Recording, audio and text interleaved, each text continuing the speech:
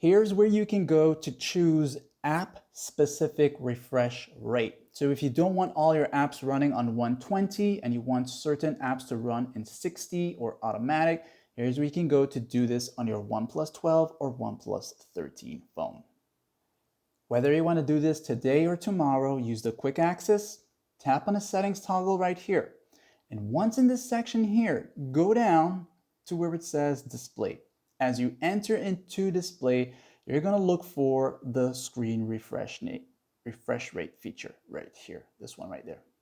So tap on it one time, you'll see these options here. You'll see auto, you'll see standard, which is 60. So you'll have to select 120. Go ahead and select the 120 option. When you do this, this option becomes available. And you want this option here to get access to this set of options, which is the app-specific refresh rate. So what's good about this is at first, all the apps will be set to 120, but you can now choose for every app on your phone which apps will actually run on 120 and which ones won't or stay on 60. So some of these you will most likely don't need them to be in 120, like the files here, you can leave it to 90 or 60.